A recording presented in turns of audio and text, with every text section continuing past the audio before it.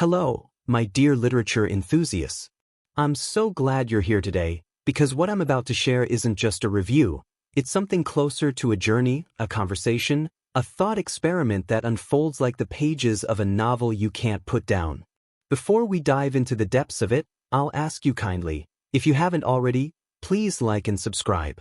Not because it's just the thing to do, but because I genuinely want to continue building this little corner of the world with people like you, those who care about stories, symbols, ideas, and the very human truths that films, real or imagined, can bring to light. And please let me say clearly, this is not a real movie review. What follows is a deeply intellectual, theoretical, and critical analysis intended for an audience with a love for literature, with minds eager for thoughtful explorations rather than surface-level chatter. Think of it as sitting around a table late at night, tea or wine in hand, unraveling meaning together. The film I want to talk about today is Materialists 2025.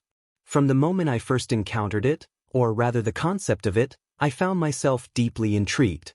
Not so much because of its surface, though the surface shines bright with striking images, sharp dialogue, and a story that twists in ways that made my pulse race, but because beneath that surface lies something that feels urgently familiar. It reminded me of questions I've asked myself when staring at empty shopping carts late at night, clicking add to basket, not because I needed something but because the act itself filled some hollow space. It resonated with the evenings when I've sat with friends, listening to them talk about their careers, their possessions, the things they've built and bought, and feeling torn between admiration and unease. What do we truly value? What defines worth? What happens when the pursuit of material becomes not just a habit but a creed, a philosophy, a way of life? The film opens quietly, almost deceptively so. There's no grand explosion, no urgent chase scene to hook you with adrenaline. Instead, we begin with a room, plain but alive in its stillness, lit by the kind of warm, amber glow that suggests intimacy and isolation all at once. The first image is of a table, meticulously set with objects, a collection of watches, a fountain pen, a glass sphere that seems decorative but turns out to be much more, and a single folded bill, carefully placed as though it were sacred. It's strange how much you can learn about a story from the way it begins. That table, for me, felt like an altar. Not in the religious sense of worshipping gods, but in the very human sense of worshipping what we can touch, own, and name. That set the tone for everything that followed. From there, the story expands into the lives of several characters, each of whom represents a different relationship to materiality. One is obsessed with collection, another with consumption, another with production, and still another with destruction, because materialism is not only about having, but also about what we do to the things we think we own. What struck me most was how these characters are not stereotypes or caricatures. They're layered, complicated, sometimes contradictory, just like us. I saw pieces of myself in all of them, and it was unsettling. There's a moment when one character gazes at a room full of objects, each one carefully arranged, and yet says, "None of this feels mine." I paused the film there. I thought about the books on my shelf, the trinkets I've carried from home to home, and I realized how often I've asked myself the same thing. The plot begins to unfold with deliberate care, a kind of slow-burn rhythm that mirrors the way material desire creeps into our lives, subtly, almost invisibly, until suddenly it consumes us. We watch as the characters are drawn together, their lives intersecting in ways that feel fated but also eerily mechanical, as though the very logic of materialism is pulling the strings. One buys from another, one sells to another, one steals, and one destroys. The cycle becomes a kind of dance, choreographed by forces that the characters can't quite see but always feel pressing down on them. And then comes the first twist, a subtle one, but sharp enough to catch you off guard. The objects themselves begin to resist. At first it's just little things, a watch that refuses to tick, a pen that leaks in unnatural patterns, a mirror that doesn't reflect the room quite as it should.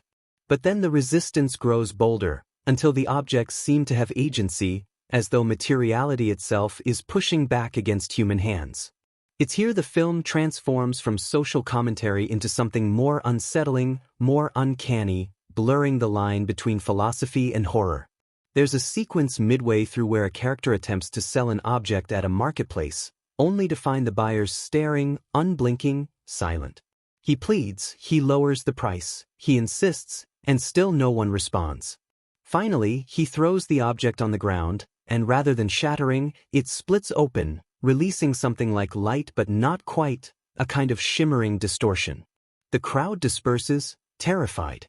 That scene lingered with me for days. It felt like a metaphor not only for our relationship to things but for the breaking point of systems, the moment when the value we assign collapses and what's inside, the unnameable essence, spills out. What I love about this film is that it doesn't tell you what to think. It doesn't hand you neat lessons or clear answers. Instead, it gives you images and moments, like fragments of a dream, and invites you to sit with them, wrestle with them, turn them over in your mind. That marketplace scene, for instance, could be read as critique of capitalism, as allegory of identity, or as commentary on the fragility of meaning itself. For me, personally, it felt like a reminder of how often I've tried to assign value to something, an achievement, a relationship, an object, only to have that value disintegrate the moment I tried to hold on to it too tightly. As the story moves forward, the intersections between characters grow more intense, more tangled, and more violent. Trust erodes. Alliances form and dissolve. And then comes a moment of revelation, one that I won't spoil in full, but I will say this. It reframes everything you've seen. What you thought was about ownership becomes about loss. What you thought was about value becomes about emptiness. And what you thought was about things turns out to be about people, about relationships, about the fragile threads that tie us together. By the final act, the tension has built to such a degree that you can't look away. Every character is pushed to their breaking point, and every object on that opening table finds its way back into the story in ways that feel inevitable yet surprising. The glass sphere, in particular, becomes a focal point, glowing with meaning, pulsing like a heart.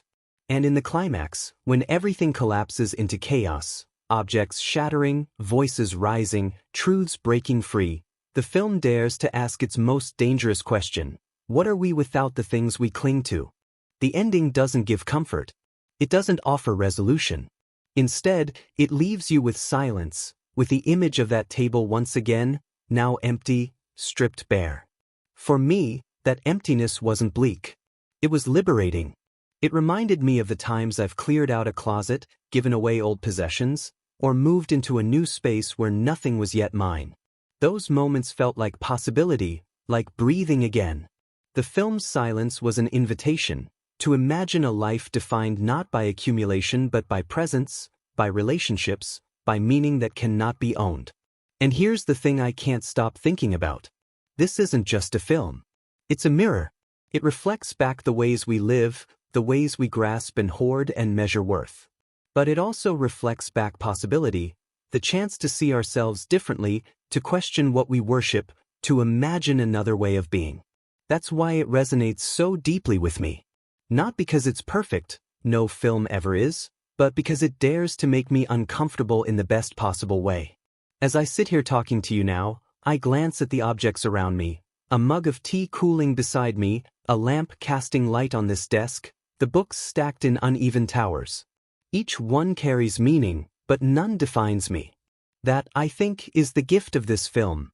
The reminder that material things are powerful, yes, but they're not the whole story. We are. So as we move forward into deeper analysis, because there is so much more to say, and I can't wait to unravel it all with you, I invite you to hold on to that image of the empty table. Let it haunt you, let it challenge you, let it ask the question that perhaps no possession ever could. Who are you really without it? The film begins not with spectacle, but with a quiet moment that feels almost like the intake of breath before a storm. There is a room, empty at first glance, though nothing about it is truly empty. The air hums with tension, the kind of silence that seems to listen back when you lean into it. And in the center of this room, there rests a long wooden table, its surface scattered with objects that, at first, appear ordinary. A collection of wristwatches with faces frozen at different hours, a fountain pen poised as if it had just been set down mid-thought, a smooth glass sphere reflecting distorted light, and a folded paper bill placed with the reverence of an offering. This opening tableau is not explained, not contextualized, yet it lingers like an echo in the mind, suggesting that everything that follows will orbit around this space and these objects in ways the characters, and even we, as viewers, cannot yet anticipate. It is here that the first character enters, a man whose face carries both fatigue and determination, as though he has been searching for something beyond himself.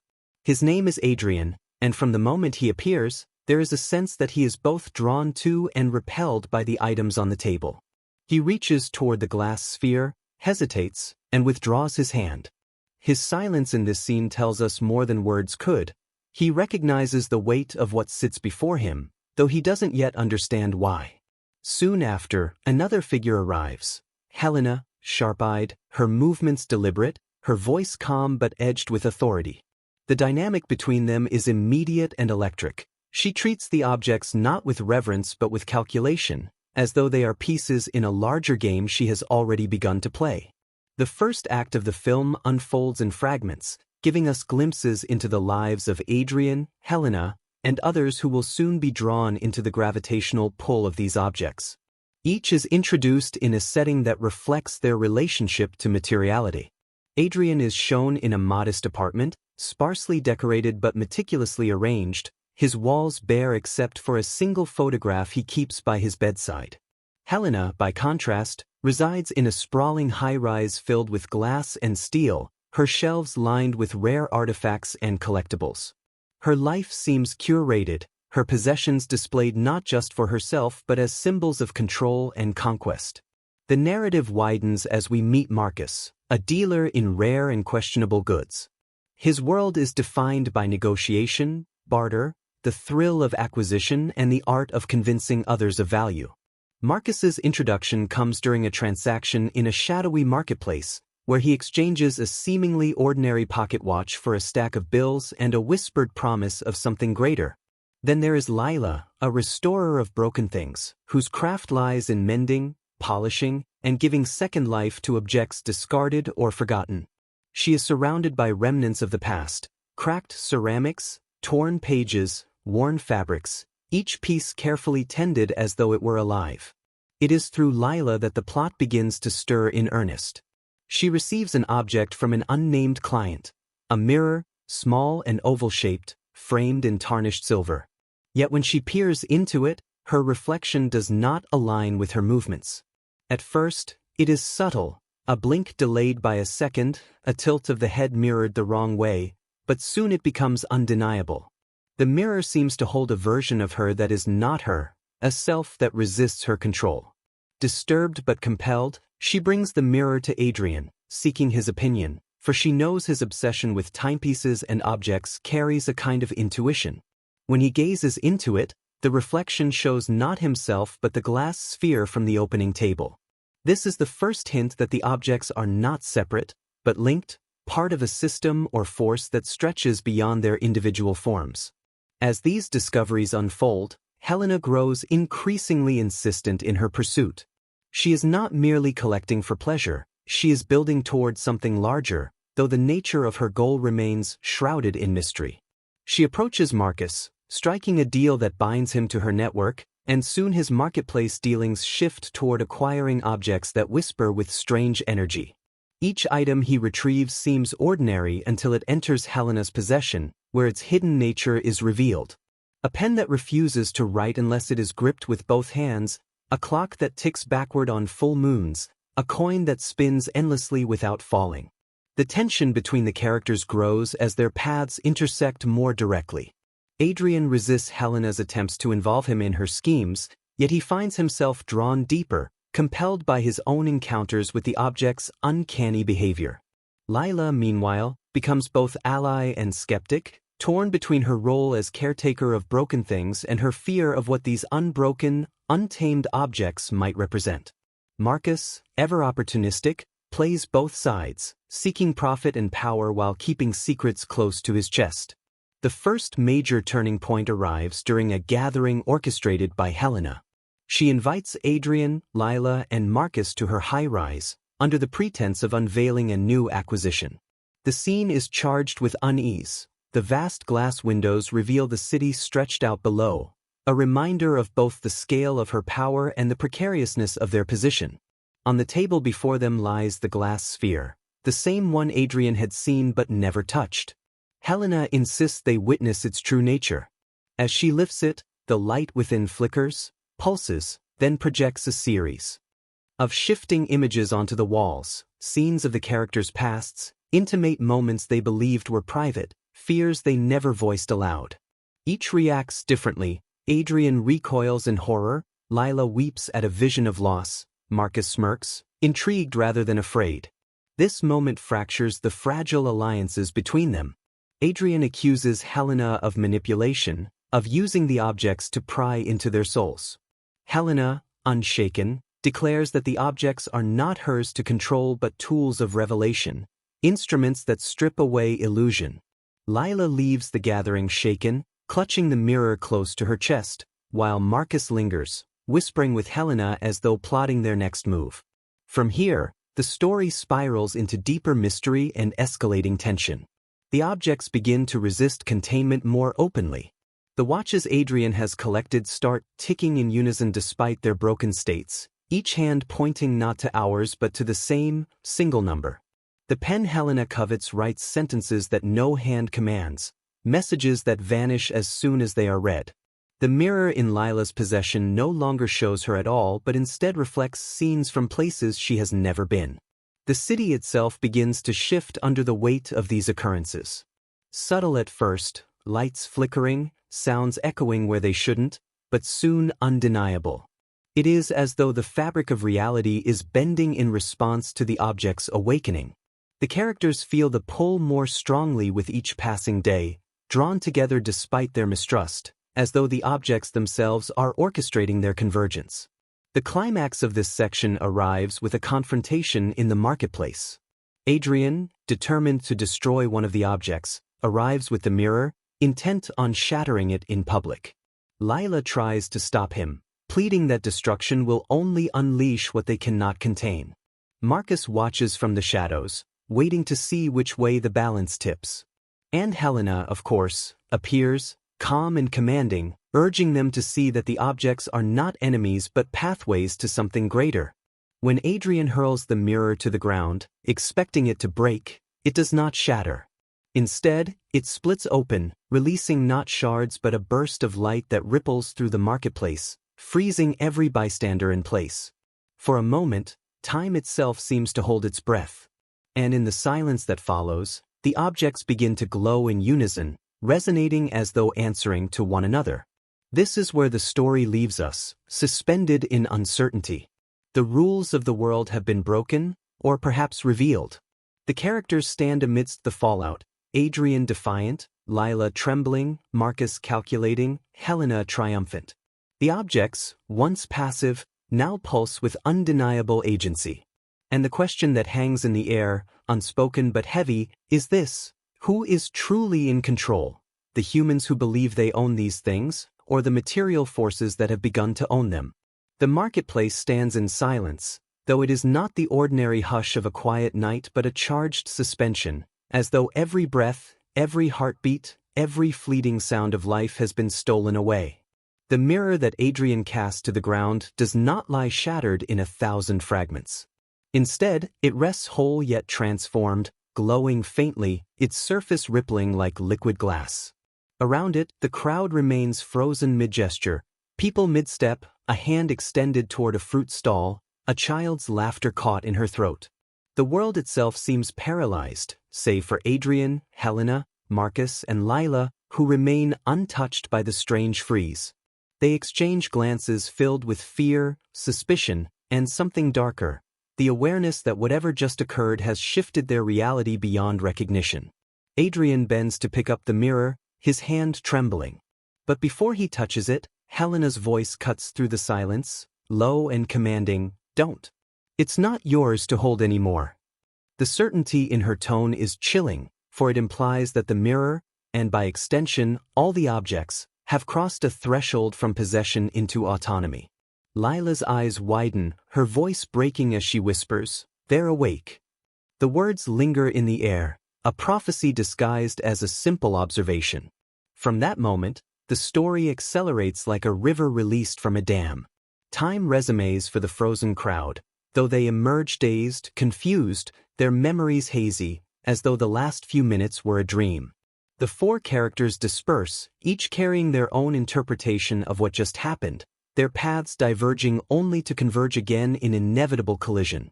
Adrian becomes increasingly obsessed with the possibility of destroying the objects, convinced they are corrosive forces masquerading as curiosities. His apartment, once meticulously ordered, descends into chaos, filled with scribbled notes, sketches of symbols he has seen in the object's patterns, and discarded tools from failed attempts to dismantle the watches, the sphere, the pen. He keeps the mirror locked away, though at night he hears it humming softly, a sound that seems to sync with his own heartbeat. He tells himself he will resist, but each night he finds himself drawn to it, staring into its depths, seeing not his reflection but fractured glimpses of possible futures. Helena, by contrast, flourishes in the wake of the marketplace event. To her, the activation of the objects is vindication.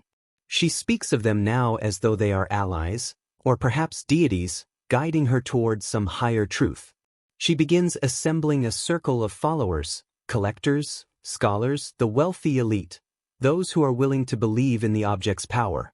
Her high-rise becomes not just a home but a temple, the glass walls lined with relics that glow faintly under her touch.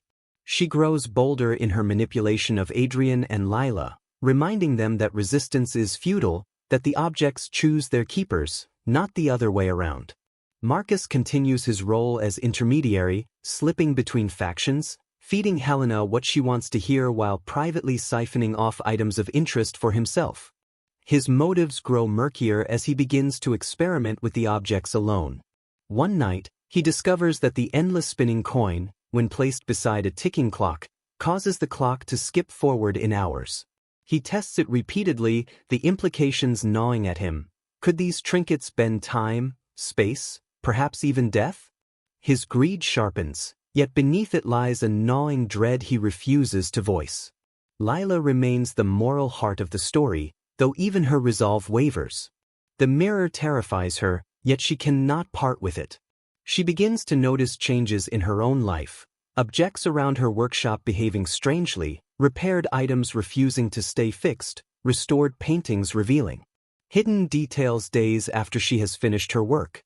She confides in Adrian, but his obsession frightens her.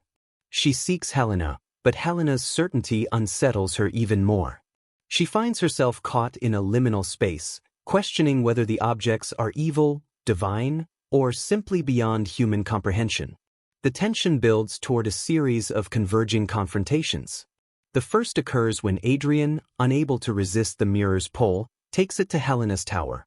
He demands answers, accusing her of orchestrating events, of manipulating them all for her own gain. Helena welcomes his rage with unsettling calm, showing him that the objects have begun to synchronize, their hums and flickers aligning like instruments in a grand symphony. She insists that this is not her doing but the unfolding of something inevitable, something written long before their lives. You can't destroy them, she tells him. They're not meant to be destroyed. They're meant to reveal.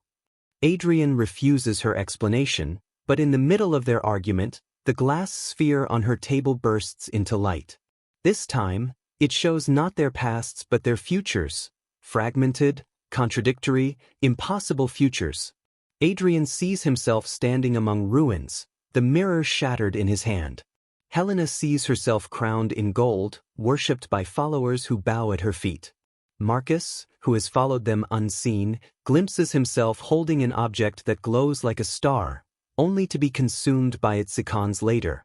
And Lila, though she isn't present, feels the vision from across the city, herself alone, standing in a world stripped bare of possessions, staring at empty landscapes.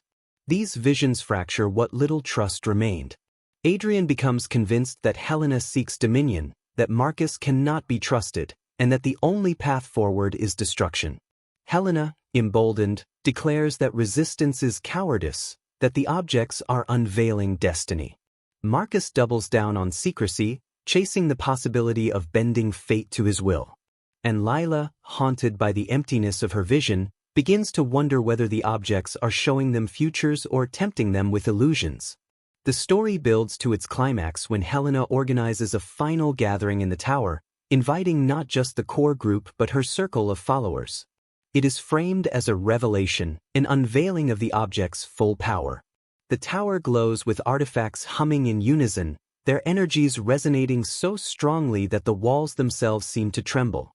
Adrian arrives armed with makeshift tools of destruction, hammers, chisels, even explosives, determined to end it.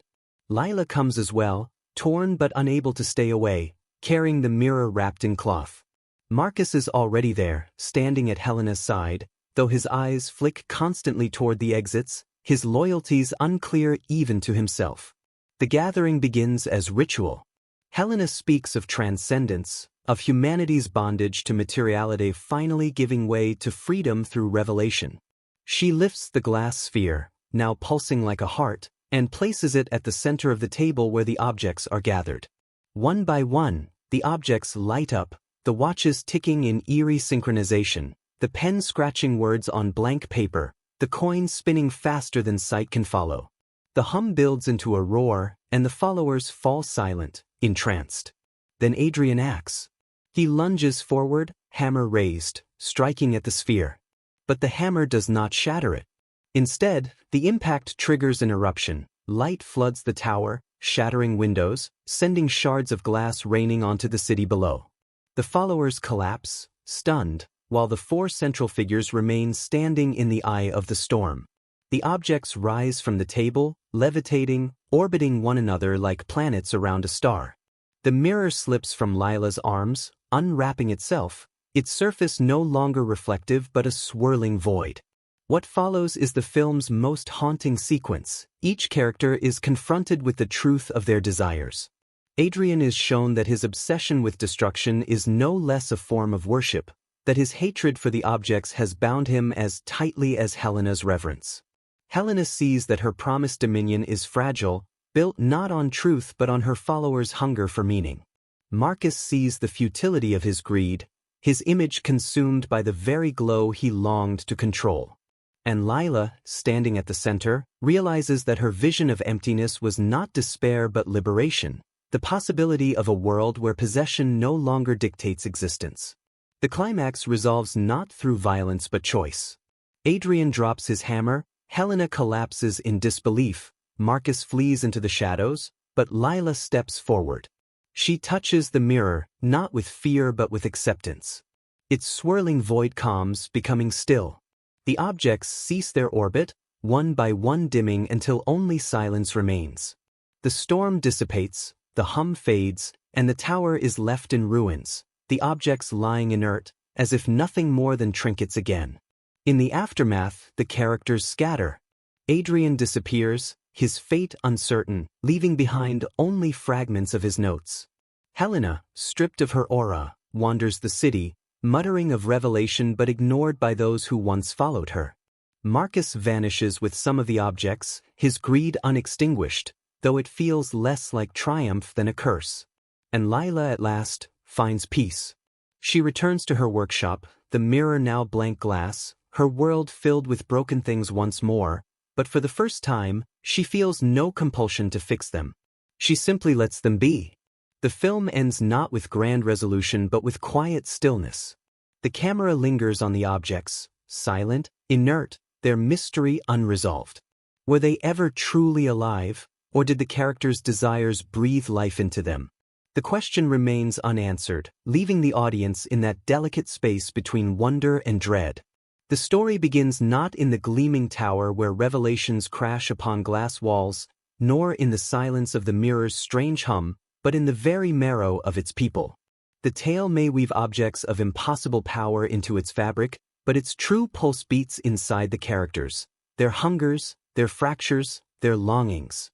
To unravel them is to step closer to understanding why the narrative burns so brightly, why it lingers in the mind long after the final frame fades to black. Take Adrian, first. He appears at first glance to be an everyman, an archivist, a man of logic, of catalogs and order. But beneath that quiet facade runs a river of restlessness. He is drawn to the objects not because he desires them but because he fears them, and yet that very fear becomes its own tether. His need to dismantle, to destroy, is not born from altruism alone. In his rebellion, one sees the shadow of worship. He becomes defined not by his freedom from the objects but by the force with which he resists them. That is Adrian's paradox. He is the skeptic who cannot escape belief. He writes furiously, maps connections, sketches symbols, yet every attempt to outwit the artifacts only deepens his entanglement. What makes him compelling is not his obsession with destruction but the way destruction begins to mirror devotion. There's a fragility in him, a loneliness, as though the objects have become his only companions. And it is precisely this frailty, his unwilling intimacy with what he claims to despise, that renders his choices so devastating when the climax approaches. He embodies the truth that hatred and devotion are sometimes the same act, viewed through different prisms. Helena stands at the opposite pole, radiant with certainty. From her very first moments on screen, she seems to belong to a different register of being. Where Adrian stumbles in fear, she glides with conviction. Her tower of glass is not merely a home but a proclamation of philosophy, transparency, height, vision. She does not see the objects as dangerous curiosities. She sees them as emissaries of something larger than humanity, perhaps even divine. What separates her from caricature is the complexity of her faith. She is not greedy like Marcus, nor sentimental like Lila. Her hunger is metaphysical. She seeks not wealth or fame but revelation. She is magnetic precisely because she offers coherence in a fractured world. She tells others that the objects mean something, that their lives can be lifted from randomness into destiny. It is a dangerous gift she offers, but an intoxicating one.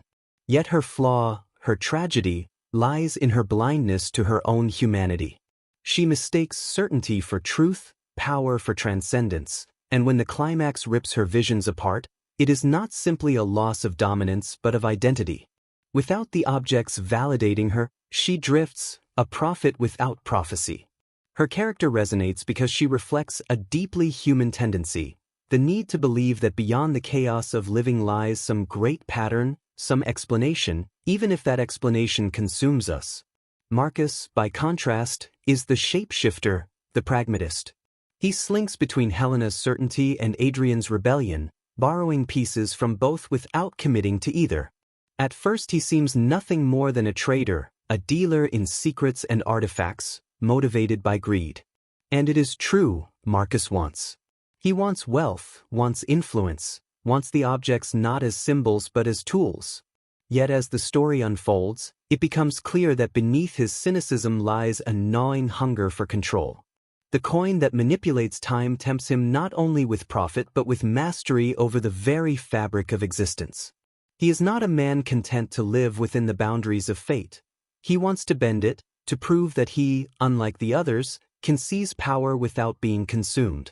His flaw is arrogance. He mistakes adaptability for invincibility, weaving lies so fluidly he begins to believe them himself. But when the climax forces him to confront his reflection, he sees the hollowness of his own design. The man who thinks he can master the objects is mastered by them instead. Marcus lingers in the mind because he is familiar. We all know the one who plays every side, who thinks cunning can outpace consequence. His tragedy is that his cleverness buys him survival, but not freedom. And then there is Lila, who threads the story together with a different kind of gravity. Where the others act from obsession, conviction, or greed, she acts from care. As a restorer, she breathes life into broken things, coaxing the past back into the present with patient hands. The objects frighten her, yes, but they also awaken in her a tenderness none of the others can fully comprehend. When the mirror shows her emptiness, she does not see glory or ruin but absence. And in that absence lies the seed of freedom. Her arc is not loud but quietly profound. She learns to accept imperfection, to stop trying to repair what resists repair. Her character resonates because she offers the most human path, not dominance, not destruction, but release. She embodies a philosophy the others cannot bear, that perhaps the greatest strength lies not in holding on but in letting go. And so, in the end, it is she who resolves the storm, not by force but by acceptance. Lila is the film's moral center, its whisper of humility in a chorus of noise. Together, these four form a crucible. Their interactions are not simply exchanges of dialogue but collisions of philosophy. Adrian and Helena are mirrors of each other, one denying, the other affirming, both bound by the same thread of obsession. Marcus slithers between them, amplifying tensions, feeding on their blind spots. Lila, meanwhile, orbits them all, grounded yet vulnerable, her perspective shifting as she is tugged by their extremes. The brilliance of their interplay is that none are wholly right and none wholly wrong.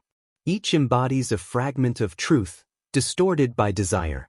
Adrian is right to fear, Helena is right to believe, Marcus is right to exploit, and Lila is right to let go.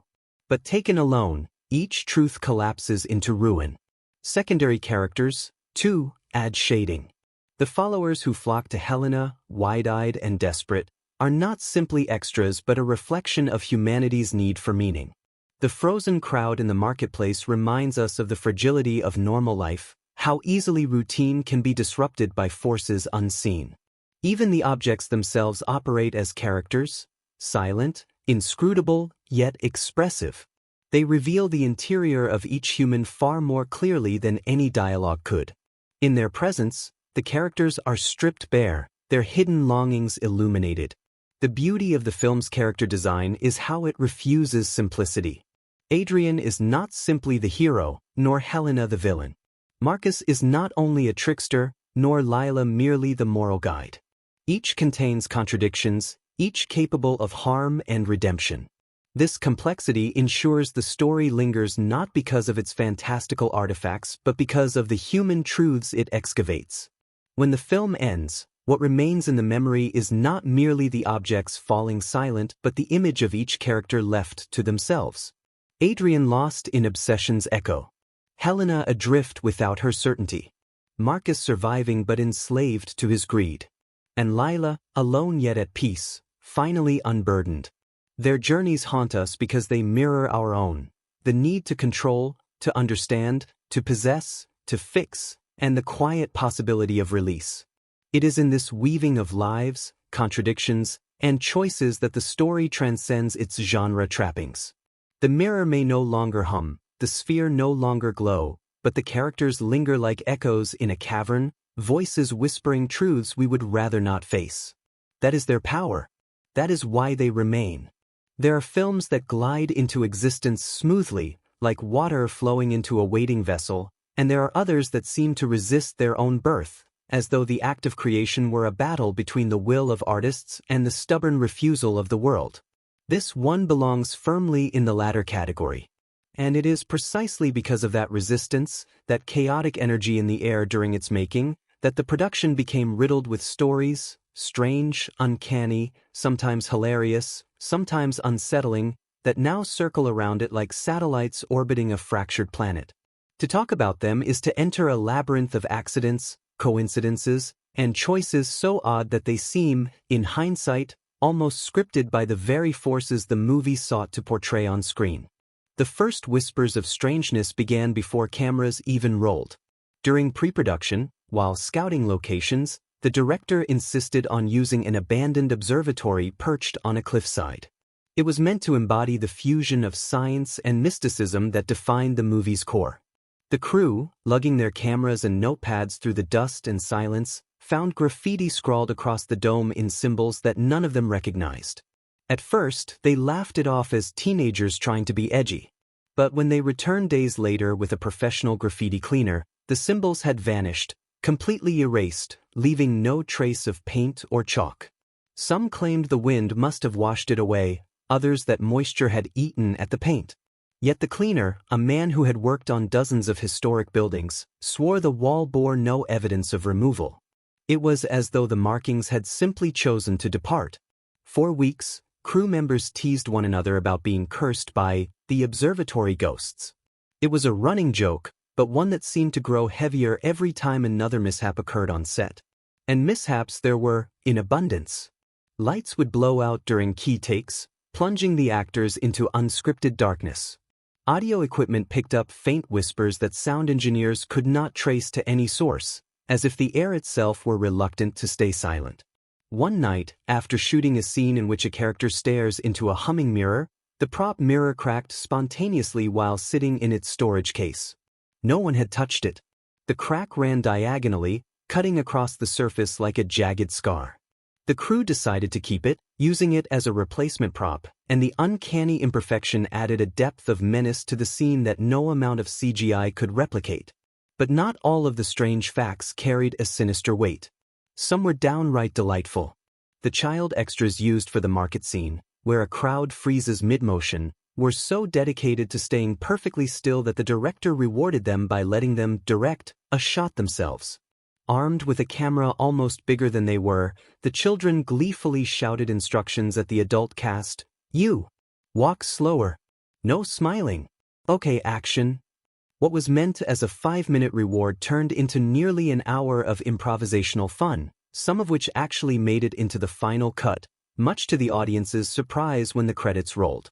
Equally bizarre was the story of the coin prop. The object designed to manipulate time was meticulously crafted, engraved with archaic designs meant to shimmer under specific lighting conditions. Yet the strangest part wasn't the artistry, it was its disappearance. The coin went missing during the second week of shooting. At first, suspicion fell on the props department.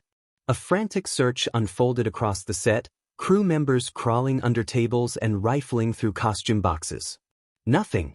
3 days later, the coin was discovered on top of the director's script binder, lying in plain sight. Several assistants swore it hadn't been there before. The director, amused but uneasy, joked that maybe the coin had tested its own powers. After that, whenever the coin appeared in a scene, an odd hush fell over the set, as though everyone half expected it to vanish again. The sphere was no less peculiar. Built from layers of glass and fiber optics, it was designed to pulse with light during key moments. During one shoot, the sphere malfunctioned and emitted a low hum that no technician could explain. The sound was recorded on every microphone within 50 feet, even though the machine was unplugged at the time. That eerie hum was so effective that the director chose to keep it in the final sound mix, lending authenticity to the sphere's presence. Later, a sound designer confided in an interview that he still had the file saved on his hard drive, and even after running dozens of analyses, he could not identify the frequency. He said, half in jest, that the hum didn't belong to any earthly source. Not all facts about the film stem from strange happenings. Some emerged from sheer artistic obsession. The costume designer, for instance, went to extraordinary lengths to ensure Helena's glass tower wardrobe reflected her philosophy. Every gown contained shards of real glass sewn into the fabric, carefully filed down to prevent injury. Under the lights, the gowns shimmered like liquid mirrors, catching reflections of everyone around her, so that in any given frame, Helena appeared both herself and many others at once. The designer admitted later that this choice was both aesthetic and thematic. Helena's conviction was built not on her alone but on the countless reflections others cast onto her. Those reflections, literally captured in the folds of her costume, gave her presence a spectral weight that words alone could not convey. The relationships among cast members also yielded their share of unusual anecdotes. The actor playing Marcus was notorious for staying in character between takes, slipping between charm and menace with unsettling ease. One afternoon, during lunch, he began haggling with the catering staff as though he were bargaining for ancient artifacts. He demanded a second slice of cake in exchange for secrets of immeasurable worth. The crew laughed so hard that the catering manager jokingly sold him an extra slice for the promise of eternal youth. The story became legendary on set, and from then on, anyone who wanted something extra at catering had to pay in the currency of made-up secrets. Perhaps the strangest fact of all concerns the film's final scene, shot in near total secrecy. Only 4 people were allowed on set: the director, the cinematographer, the lead actor, and the sound engineer. Even the rest of the crew were asked to leave. Rumors swirled for weeks about what exactly was filmed during those hours. Some claimed the director wanted the intimacy of the moment preserved without distraction. Others whispered that something inexplicable occurred, an unplanned phenomenon that ended up woven into the story. To this day, the details remain cloaked, though attentive viewers swear they can see something flicker in the background of the final frame, something that was never in the script. There is trivia, too, of the lighter variety. The script underwent nearly 30 rewrites, yet one scene, the marketplace frozen in time, remained untouched from the very first draft. The director considered it the soul of the film, a metaphor for humanity's suspension between past and future, chaos and order.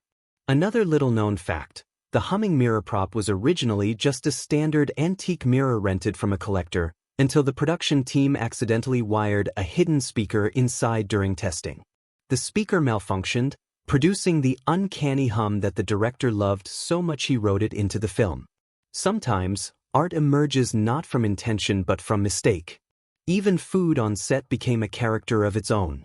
To keep energy high during long night shoots, the production brought in an espresso cart. But one night, the barista accidentally served decaf to half the crew. No one realized until hours later, when productivity plummeted.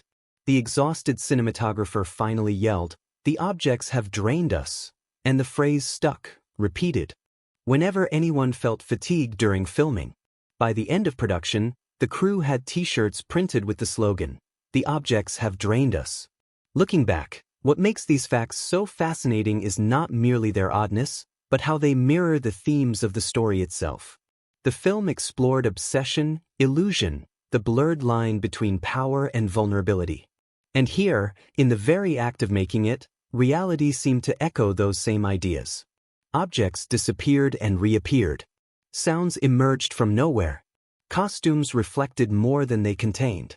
Cast and crew, swept into the film's atmosphere, began living fragments of its story even as they tried to capture it on celluloid.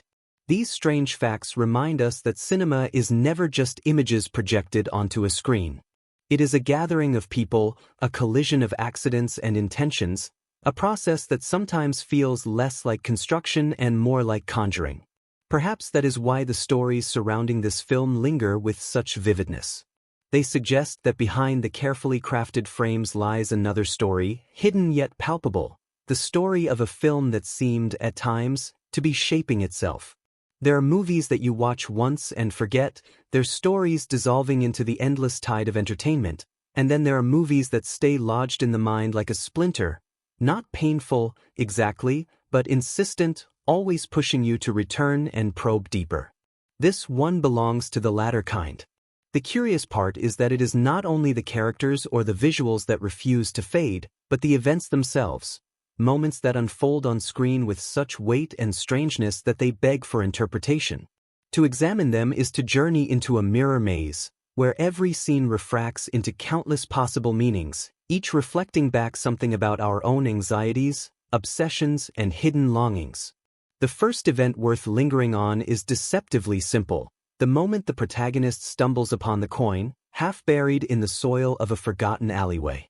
From a purely narrative standpoint, it serves as the ignition point, the spark that propels the story forward. But from a critical perspective, the coin is far more than a mere plot device. It is a condensation of centuries of human longing into a single object. The scene's brilliance lies in its restraint, the way the camera lingers not on the coin's shine but on the hesitant hand that picks it up. It's not the object itself that matters, but the human act of reaching for it. Critics have often noted how this moment crystallizes the theme of desire, that hunger for more, for mastery, for bending the laws of reality. The coin glimmers not because of light but because of the weight of what it represents. This event resonated powerfully with audiences because it spoke to something universal. Who among us has not stumbled across something trivial, a trinket, a phrase, a fleeting opportunity, and imbued it with more meaning than it deserved, imagining it as the hinge upon which our lives might turn? The coin's discovery dramatized that moment of projection, when the ordinary becomes extraordinary because we need it to be. And so, even before the coin displays any power, it has already achieved its hold. The film dares to whisper, perhaps the true magic was never in the object but in the belief. Another critical event unfolds in the marketplace, where time itself appears to collapse. Bodies freeze mid-step, Fruit hangs suspended in air, the air stills to such an extent that even the buzzing of flies ceases. Here, the movie accomplishes something rare. It visualizes the human fear of stasis, of being caught in an eternal present with no forward motion. At a surface level, this scene is arresting for its technical achievement. Actors holding impossibly still, props arranged mid-fall, and subtle CGI smoothing the edges. But the deeper impact comes from what the event conveys thematically. It is not simply that time has paused, but that the characters within it are forced to recognize their own impotence. The protagonist wanders through this frozen tableau, touching a pair suspended in the air, gazing at a stranger whose expression is locked in laughter. There is awe, yes, but also dread. Critics have debated this scene endlessly. Is it a vision of paradise, where pain cannot progress, or a nightmare, where joy can never advance? The ambiguity is deliberate. What unsettled viewers most was not knowing whether to yearn for or recoil from this stillness. This uncertainty, this oscillation between attraction and repulsion, is what gives the scene its power. It embodies the ambivalence of human longing. We want control, but we fear what control might bring. Later, when Marcus reveals his own designs for the objects, another major event tilts the story toward darker horizons. Unlike the protagonist, who hesitates, Marcus embraces the objects without question, weaving their powers into schemes of manipulation. The critical perspective here lies not only in what Marcus does, but in how he frames his actions. He speaks not of selfish gain but of liberation, of freeing humanity from the chains of time and chance. It is an argument as old as myth. The usurper who claims tyranny is salvation. What makes this event chilling is how persuasive Marcus seems, even to us as viewers. His charisma is not the caricature of villainy but the echo of every leader who ever justified domination with the language of progress. This is where the film achieves its thematic resonance. Marcus is not merely a foil to the protagonist. He is the mirror in which we glimpse our own temptations. His manipulation of the objects forces us to confront the uneasy truth that the difference between hero and villain often lies not in desire but in restraint. The event of his declaration, delivered in a hushed, almost intimate tone rather than bombastic shouting, lingers precisely because it is so plausible. Critics have noted how this moment blurs moral boundaries, inviting us to question whether Marcus is truly the antagonist or merely the braver of the two men, willing to articulate aloud what the other secretly desires. Then comes the scene in the glass tower, Helena's sanctum. Here, events transcend the material and enter the symbolic. The protagonist ascends into a place where every surface reflects him back, hundreds of versions of himself fractured across the walls. At one level, this is a triumph of cinematography, mirrors and glass panes arranged with painstaking precision, creating the illusion of infinite selves. But at another, it is a thematic revelation. The event dramatizes the human confrontation with multiplicity. Helena insists that each reflection is not illusion but truth, that identity is not singular but shattered, and the protagonist must choose which fragment to embrace. This moment is devastating because it collapses the notion of a stable self. Viewers found themselves unsettled, not because they feared for the character's survival, but because they recognized their own fragility reflected in those mirrored walls. The event whispers that we are never one thing, never one choice, but endlessly refracted by circumstance, perception, and desire. Critics have compared it to the myth of Narcissus, yet inverted.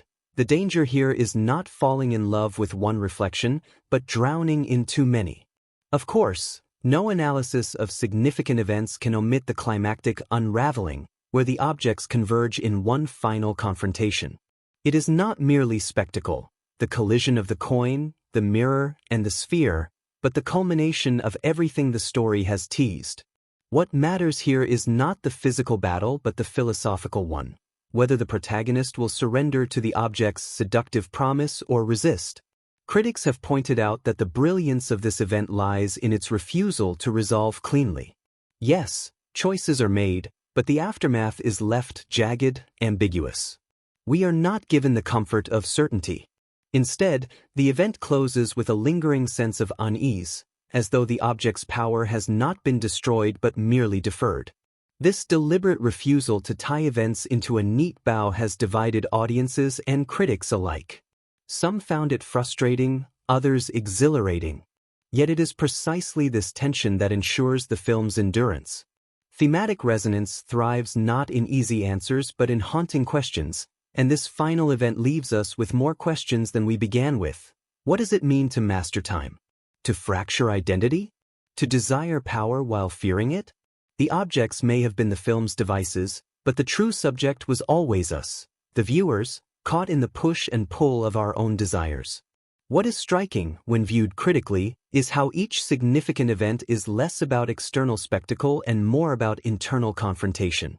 The coin's discovery is about longing. The frozen marketplace is about fear of stasis. Marcus's speeches are about temptation. Helena's tower is about identity. The final collision is about ambiguity. Each event, therefore, functions not as a step in a story but as a mirror held up to the audience.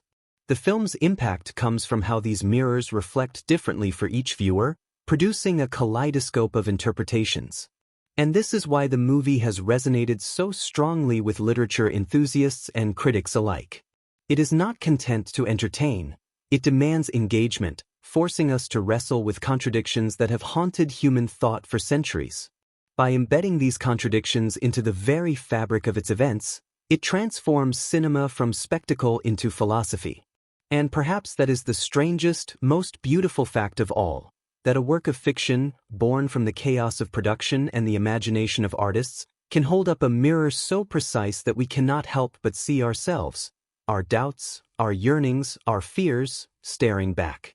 There are times when the magic of a film lies not only in what unfolds on the screen but in the quiet, unseen currents of how it came to be.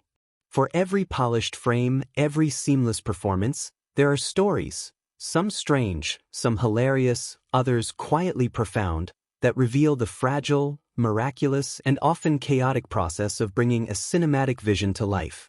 In the case of this film, the behind-the-scenes narrative could easily form a story of its own, filled with accidents that turned into discoveries, tensions that gave birth to brilliance, and fleeting human moments that stitched together a production of enormous scale. It began long before a camera was switched on. The director, a man known for his restless energy and obsessive attention to detail, kept notebooks filled with sketches, scribbles, and half-formed fragments. The crew often joked that the film was conceived not in the polished lines of a screenplay but in the smudges of coffee-stained margins.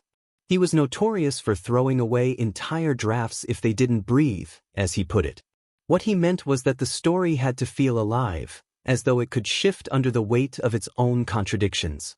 That philosophy bled into the production itself, creating a set where improvisation was not only encouraged but demanded. Actors found themselves asked to explore alternate versions of key scenes, some of which never made it into the final cut but left their imprint in subtle ways, shaping performances that felt textured, spontaneous, and deeply human. One of the most talked-about stories among the crew happened on the very first day of shooting. The team had set up in a sprawling outdoor marketplace, a real location chosen for its natural vibrancy. Hundreds of extras were positioned, vendors laid out their goods, and the air was alive with the sounds of bargaining, music, and laughter. The scene was meant to establish the rhythm of ordinary life before the supernatural seeped in. Just as cameras rolled, a stray dog wandered into frame, nosing through baskets of fruit. Instead of calling for a cut, the director waved frantically to let it continue. The dog's presence gave the scene a layer of authenticity, grounding the moment in something messy and unpredictable. Later, when the footage was reviewed, everyone agreed the dog seemed almost symbolic, a quiet reminder that no matter how carefully constructed a world might be, reality has a way of intruding. That unscripted cameo became one of the film's most beloved details, though audiences never guessed it wasn't intentional. The marketplace scene also revealed the crew's extraordinary ingenuity. To create the later effect of time freezing, they experimented with both visual effects and old-fashioned performance discipline. Extras were asked to hold poses for minutes at a time, balancing fruit midair or maintaining facial expressions without blinking. Many of the background actors were not professionals but locals who had never been on a film set before. They treated it as a kind of game, laughing as they practiced keeping perfectly still. What resulted was a hauntingly beautiful moment that blended CGI with sheer human stillness, and the authenticity of those bodies locked in time gave the scene a texture no computer could replicate alone. The director's obsession with authenticity was both a gift and a challenge. He insisted that many sets be constructed physically rather than relying on digital backdrops.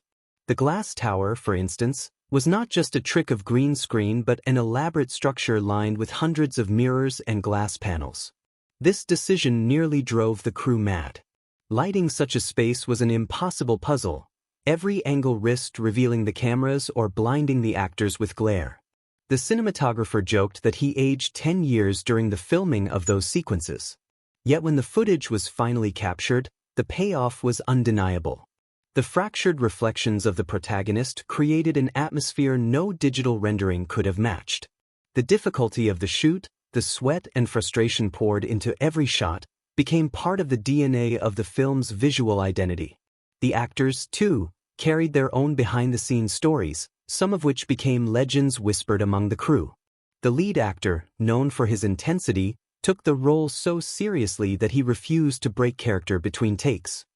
He walked around the set with a distant, haunted look, speaking in the clipped, deliberate cadence of his character even while eating lunch or chatting with the costume department. At first, this unnerved some of the crew, but over time, they came to respect the dedication. One makeup artist confessed in an interview that she sometimes forgot she was speaking to the actor at all. She felt as if she were conversing directly with the troubled figure at the center of the story. That blurring of boundaries between performance and reality gave his portrayal an uncanny depth that audiences later praised as mesmerizing. In contrast, the actor who played Marcus had an entirely different approach. He was the life of the set, cracking jokes, improvising lines, and often diffusing tension with humor. The chemistry between him and the lead actor was not just scripted but grew organically from their off-screen differences. Where one lived in his character's skin, the other saw the role as a mask he could slip on and off with ease. This tension bled into their on-screen relationship, heightening the sense of rivalry and philosophical conflict. One particularly memorable day, during the filming of an intense confrontation, Marcus's actor ad-libbed a line so biting that the lead actor, staying in character, reacted with genuine fury. The director, delighted, kept the take. It became one of the most memorable moments in the film, a raw, electric exchange born entirely out of spontaneity. Helena's scenes brought their own share of behind-the-scenes anecdotes. The actress chosen for the role was known for her serene presence and thoughtful, measured performances. On set, she carried that same aura, often meditating quietly before takes. Yet she also had a playful side that caught the crew by surprise. Between shots in the mirror tower, she would perform exaggerated comedic versions of her lines, pulling faces at her countless reflections, sending the crew into fits of laughter. This duality, the calm mystic and the mischievous prankster, infused her performance with an unpredictable edge.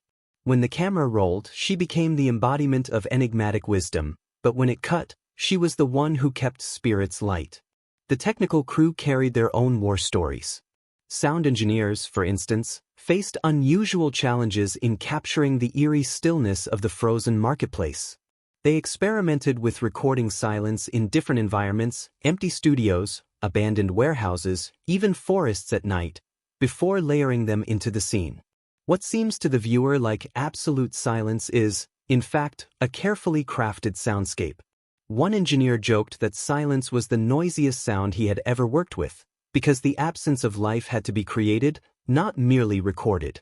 Cinematography brought its own set of complications. For the climactic scenes where multiple objects collide, the director wanted the camera to feel like an observer caught in the chaos rather than an omniscient eye hovering above. To achieve this, the crew mounted cameras on rigs that mimicked human instability, capturing slight tremors and unpredictable movements. This gave the footage a visceral energy, as though the audience were not watching the spectacle but surviving it. It was exhausting work. The crew had to rehearse sequences dozens of times, coordinating actors, props, and effects with meticulous precision. Yet the result was undeniable. Viewers later described feeling as though they had been pulled into the heart of the storm, experiencing not just the spectacle but the dread and confusion of the characters themselves. Perhaps the strangest behind-the-scenes fact was how often accidents became blessings. A broken light bulb during a night shoot cast an unexpected shadow across a character's face, creating an atmosphere so haunting that the director insisted on keeping it. A sudden rainstorm ruined hours of setup but produced visuals so striking that they rewrote an entire sequence around it. Even the mirrors in Helena's tower, which were a nightmare to film, occasionally caught reflections that revealed slivers of crew members. Rather than cutting these out, the director argued they should stay, suggesting they added to the theme of fractured realities, where even the unseen hand of creation bleeds into the story's world. As production dragged into long nights and early mornings, bonds between the cast and crew deepened. They ate meals together, celebrated birthdays on set, and supported each other through exhaustion. One prop master recalled how the entire team surprised him with a cake shaped like one of the mysterious objects, complete with flickering LED lights to mimic its glow. These small acts of camaraderie kept morale alive through grueling schedules, reminding everyone that they were not just making a film but sharing an experience that would never repeat. The editing process brought its own set of revelations. Hundreds of hours of footage were pared down into the final runtime, and some of the most beloved behind-the-scenes moments never made it to screen. Entire subplots were cut, characters trimmed, and sequences rearranged. The editors joked that they weren't just assembling a movie, they were excavating it, digging through layers of raw material to unearth the story hidden beneath. They worked in near-dark rooms for weeks, sustained by coffee and whispered debates over pacing and tone. One assistant editor later confessed that watching the finished film in a packed theater was surreal because he had spent so long staring at it in silence, where every frame had been scrutinized until it no longer felt alive. Seeing it breathe again, with an audience gasping and laughing, brought tears to his eyes. What emerges from these production insights is a story as compelling as the narrative itself, a story of dedication, improvisation, and serendipity. The film is not merely the sum of carefully planned decisions but also of accidents embraced, obstacles transformed into opportunities, and the countless invisible hands that shaped every frame. It is easy to watch a film and see only its polish, to forget the sweat and laughter and frustration that birthed it. But behind every seamless scene lies a tapestry of human effort, woven from both brilliance and blunders. And perhaps that is the truest fun fact of all. The movie we see is only half the story. The other half lives in the memories of those who built it, a collection of private tales and fleeting triumphs that remain forever off-screen yet somehow pulse beneath the surface of every frame. For those willing to look closely, the film carries the ghost of its making, a reminder that art is never just an object but an ongoing act of creation, fragile and miraculous in equal measure. The film's world unfolded like a layered dream, a tapestry woven from settings that were both startlingly real and eerily symbolic. Each location carried the weight of narrative intention, designed not merely as a backdrop but as a living extension of the characters' inner landscapes. To walk through the film's settings was to wander into the corridors of its meaning, every street corner, every shadowed alley, every impossibly reflective surface pulsing with metaphor. What gave these settings their uncanny vitality was not just their design, but the way cinematography embraced them, bending light, sculpting silence, or saturating the screen with chaos to mirror the characters' unraveling journeys. It all began in a marketplace that seemed, at first, disarmingly ordinary. The camera glided through narrow lanes where stalls overflowed with color, ripe fruits, glimmering textiles, the chatter of merchants and buyers. And yet, even in this bustling realism, the cinematography planted subtle dissonances. The frame often lingered too long on small details. A pear rolling from a table, a child's hand brushing across metal coins, the flicker of light as if the sun itself were caught in hesitation. These details, magnified in slow, almost tender shots, carried the market beyond mere realism.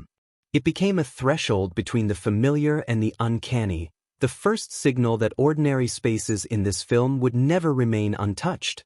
When time froze in this setting, the marketplace transformed from life into tableau. Extras stood locked mid-motion, their bodies trembling with the effort of stillness. Fruits hung in the air, caught in impossible suspension.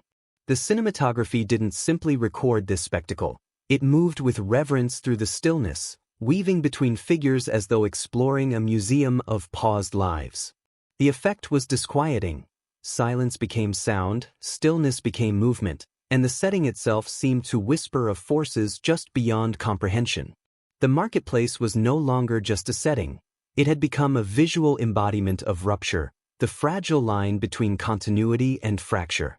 From there, the narrative shifted into spaces more austere and forbidding. The glass tower rose like an apparition in the cityscape, a structure so impossibly pristine it felt less constructed than summoned.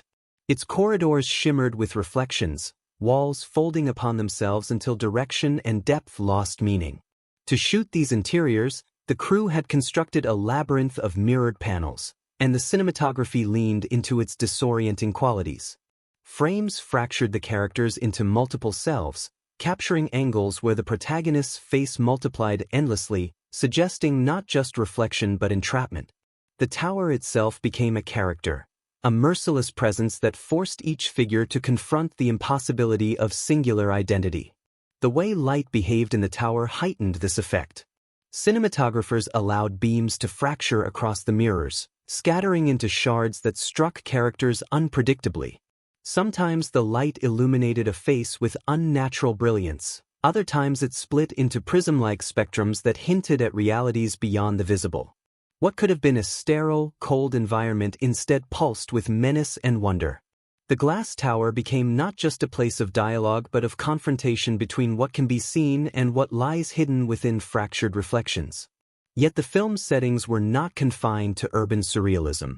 Between the glass corridors and frozen marketplaces stretched expanses of natural landscapes, each carefully chosen to evoke mood. Forests loomed with oppressive silence, their trees stretching like ancient sentinels. These woods were not lush with life but heavy with the sense of waiting, as though the earth itself held its breath. Cinematography here relied on muted palettes, grays, deep greens, occasional shafts of pale light breaking through thick canopies. Cameras often tilted upward, emphasizing the scale of the trees and the smallness of human figures moving beneath them. The forest sequences slowed the narrative's pace, creating a contemplative, almost suffocating mood, forcing viewers into the same unease the characters felt when stripped of city structure and swallowed by raw, indifferent nature. Contrast arrived in the form of urban decay, abandoned warehouses, crumbling facades, rooms filled with the dust of disuse. These settings mirrored the characters' gradual unraveling, their peeling walls and broken windows reflecting both societal neglect and personal collapse. The cinematography reveled in these textures. Wide shots lingered on cracks spreading across plaster, on graffiti barely visible beneath layers of dirt, on shafts of light cutting through fractured ceilings. These decayed spaces vibrated with history, as though every peeling wall carried the voices of what had been lost. For the characters, stepping into these ruins meant confronting not only the remnants of civilization but the echoes of their own fragility. Among the most unforgettable settings was Helena's sanctuary, the mirror-lined chamber where she delivered cryptic guidance. Unlike the sterile geometry of the glass tower, this room carried a strange intimacy. The mirrors here were warped, curved, or imperfectly polished, reflecting distorted, dreamlike images. The cinematography embraced these distortions, allowing Helena to appear both multiplied and fragmented, her presence elusive yet overwhelming. The flicker of candlelight deepened the effect, the flames dancing across warped glass, creating shifting halos of light around her figure. This was no sterile hall of logic, it was a chamber of mystery, where knowledge felt less like fact and more like haunting suggestion. The climactic sequences unfolded in settings that blurred the boundaries of natural and unnatural. The city, once bustling, was transformed into a stage of collapsing time. Cars froze mid-collision, birds halted in the sky, raindrops hung suspended in air. The cinematography captured these moments not with sweeping grandeur but with a trembling intimacy, focusing on close-ups of raindrops quivering in midair, of faces caught between terror and awe. The cityscape became a living metaphor, its paralysis embodying the terror of inevitability and the fragile suspension between destruction and salvation. Lighting played a crucial role in shaping the mood across these varied settings. Warmth was rare, reserved only for fleeting moments of connection between characters. Most often, the palette leaned toward cold blues, silvers, and deep shadows. Light in this film was rarely naturalistic. It sliced through darkness like a scalpel, illuminated faces half in glow and half in obscurity, or fractured into unnatural spectrums against glass and water. Even when characters stood in open landscapes, the light carried a strange artificiality, as though the world itself had been subtly altered. This choice underscored the central tension, a universe recognizable yet undeniably skewed, perpetually on the edge of disintegration. Sound design further animated the settings. Silence in the frozen marketplace was sculpted with layers of subtle hums and faint echoes, creating an auditory illusion of stillness. In forests, the sound of wind was exaggerated, bending branches groaned like voices, leaves rustled with whispers.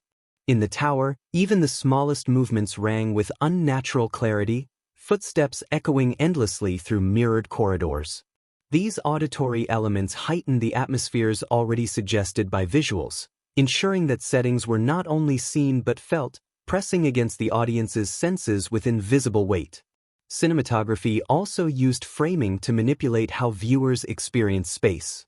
Wide shots emphasized isolation, showing characters dwarfed by landscapes or swallowed by architectural monstrosities. Extreme close-ups broke that distance, capturing trembling hands, beads of sweat, or the flicker of fear in a single eye. The constant shifting between vastness and intimacy mirrored the story's themes. Individuals caught in forces larger than themselves, yet carrying within their smallest gestures the weight of destiny. One of the most daring techniques appeared in the climactic sequences, where the camera seemed to fracture along with the world. Frames split into overlapping images, time stuttered as shots repeated in subtle variations, and moments unfolded simultaneously from multiple angles. The setting itself appeared to collapse within the lens, as though even cinematography could no longer hold the narrative together. These choices risked disorienting viewers, but rather than alienation, they created immersion. Audiences reported feeling as though they, too, were pulled into the disintegration, experiencing the chaos not as spectators but as participants. Colors across settings carried symbolic resonance. The marketplace bristled with vibrancy, reds, yellows, oranges, that later dulled into pale washes as the story darkened. The glass tower gleamed with sterile whites and silvers, colors that hinted at purity but carried undertones of emptiness. Forests submerged the palette in deep greens and shadow, evoking suffocation rather than growth. Helena's sanctuary flickered with golds and soft blues, colors that evoked mystery but never comfort. By the final sequences, colors collapsed into a nearly monochrome palette, drained of vitality, as though the world itself were surrendering to entropy. Taken together, the settings and cinematic elements of the film did far more than decorate its story. They functioned as metaphors, amplifiers of emotion, mirrors of philosophical inquiry. The marketplace showed the fragility of normalcy. The tower embodied fractured identity. The forests whispered of insignificance, while ruins screamed of decay. Helena's chamber blurred wisdom and illusion. The collapsing city made visible the terror of inevitability. Through light, sound, framing, and color, these places transcended geography, becoming psychic landscapes in which the characters and the audience wandered, lost and searching. What made these cinematic elements unforgettable was their cohesion. Every choice, from the placement of a shadow to the angle of a shot, served the story's themes. The film was not simply shot but sculpted, its world constructed to echo its questions. Where does reality end? Where do we stand when time halts, when identity fractures, when the familiar dissolves into strangeness? The settings did not answer these questions, but they pressed them upon viewers with relentless force, ensuring that the world of the film lingered long after the credits faded. The stories behind the making of this film feel almost as strange and layered as the film itself, as though the production existed in its own liminal space between reality and fiction. When I think of the behind-the-scenes journey, I don't picture long technical meetings or the stern march of deadlines, but rather a mosaic of laughter echoing through empty sets, friendships born in the oddest corners of production, and the quiet resilience that carried everyone forward when exhaustion threatened to take over. It was not just a film being built. It was a shared experience, an experiment in art and humanity where the bonds between cast and crew became as vital as the script itself. The first surprising story begins in the frozen marketplace.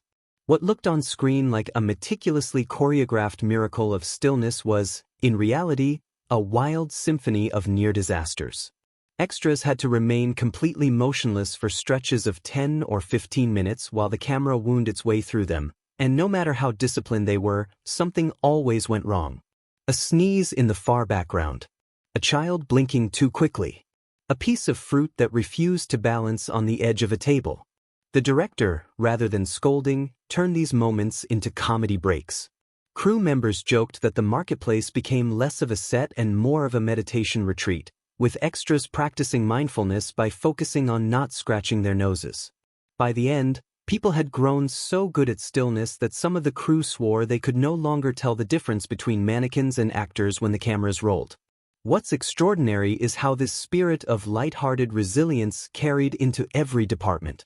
There were nights during the glass tower sequences when mirrors would fog up from the heat of the lights, ruining shots. Instead of growing frustrated, the crew invented games while waiting for the glass to clear, quizzes about film history, improvised songs, even small puppet shows using gaffer tape and broken light gels.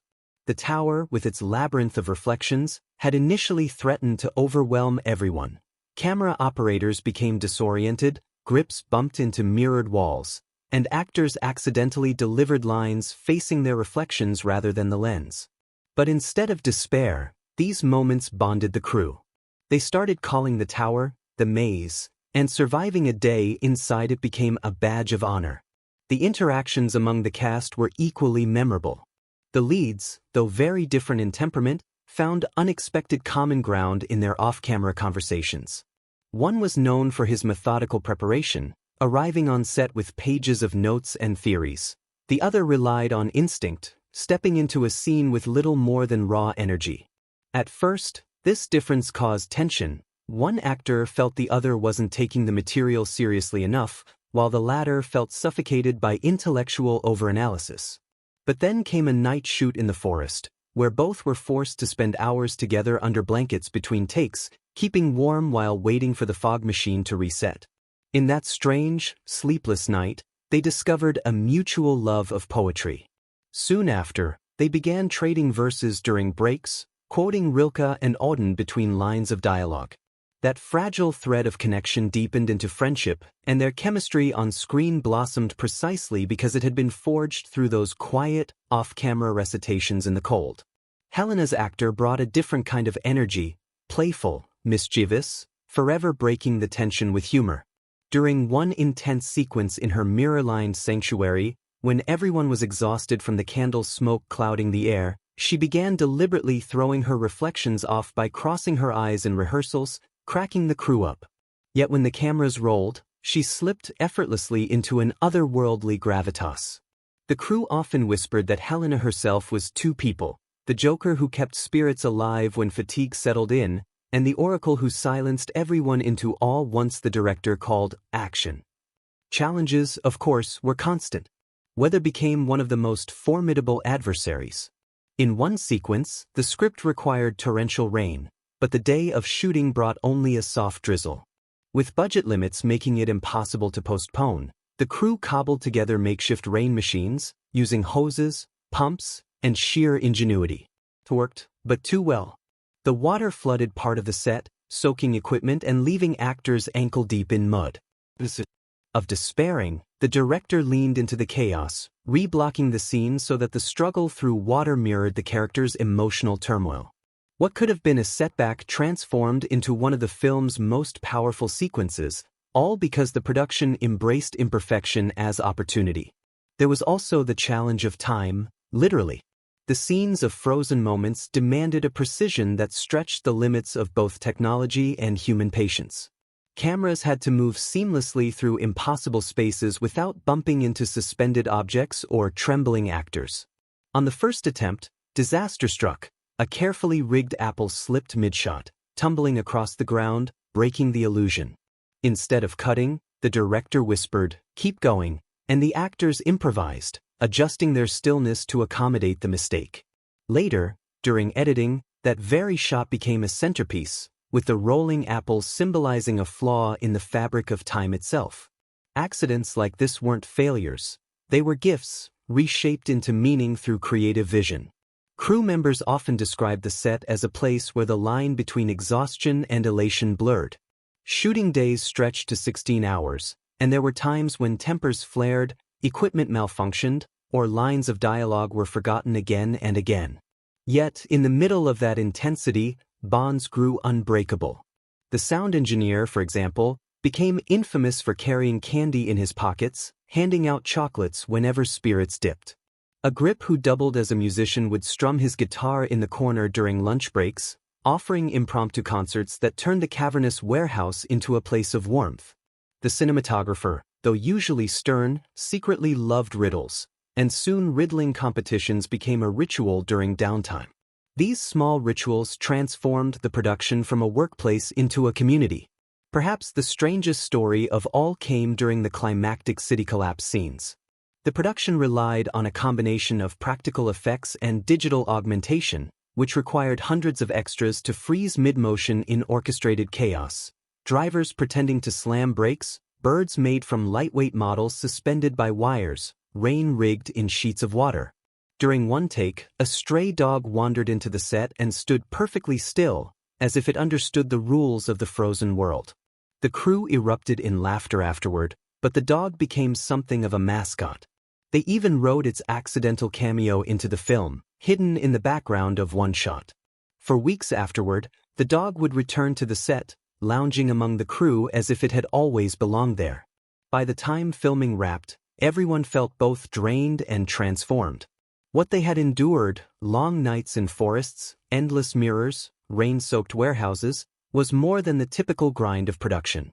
It was a journey that demanded surrender to chaos, trust in one another, and an openness to accidents that often became masterpieces. The laughter that carried them through mistakes, the poetry shared in silence, the games invented to survive the mirrors, all of it shaped the final product in ways invisible to the casual viewer but deeply felt in every frame. Looking back, it's easy to see why the film's atmosphere feels so alive. It wasn't born only from meticulous design or clever effects, but from the human messiness of its making. Every joke shared, every mishap embraced, every long night endured with stubborn hope seeped into the celluloid. Behind the elegance of the finished scenes lies the story of a community that stumbled, laughed, argued, and ultimately carried one another across the finish line. And perhaps that is the most beautiful insight of all, that what we see on screen is not just performance or spectacle, but the ghost of real people working together, bound by the strange alchemy of creation.